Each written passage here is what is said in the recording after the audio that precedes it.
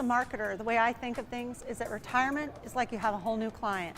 We've done a disservice by defining what we do as sort of running up to hitting a magic number. In fact, when people retire, it's a major milestone in life.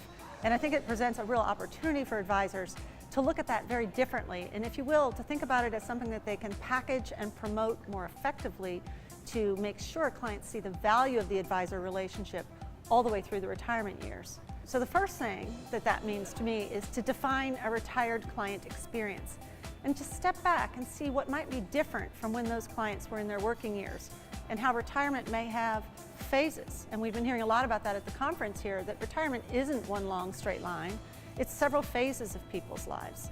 And when you define a different experience, think of all aspects, including your clients may have moved away from where you are.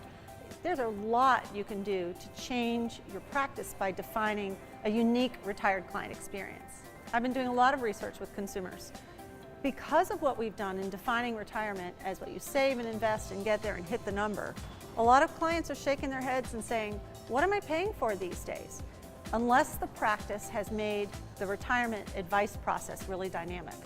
Quite honestly, I have a concern that advisors assume their clients are happy when in fact the clients might be looking at Vanguard and other places where they could get investment services at a whole lot less and think possibly they could save those fees and maybe buy their kids a car or take an extra vacation.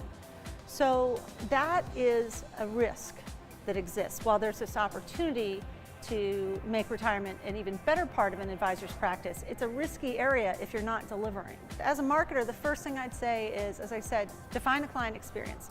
The second thing is that we have this problem in our industry of making everything very intangible and fuzzy, when what consumers value are things they perceive as tangible, and that's how they know they're valuable.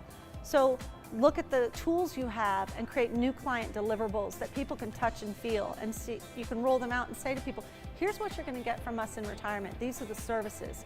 And whether you deliver those services in-house or through others, help them enumerate all the stuff that you're going to help them with that makes it really important to maintain the relationship with their advisor. In the old days, they would look at the statement, and if the money went up, they felt good and they paid their fees. Now they're more conservatively invested, they're drawing down their assets, and for the first time perhaps, for many people, they're very conscious of what they're spending. Yes, don't kid yourself, fees matter more. And that's why being able to prove to people that you're delivering new kinds of services and perhaps making this experience maintain that sense of dynamic choices to be made where the engagement between you and the client really matters. And also, really do not underestimate how emotional retirement is. When advisors tell me that I deserve my fees because I help them with RMDs and Social Security and Medicare, Medigap, I ask them often, are you sure that's what people really value you for? Or maybe do they want you to help them think through age differences between husbands and wives and what that may mean in terms of healthcare and the emotional loss that comes from not having work?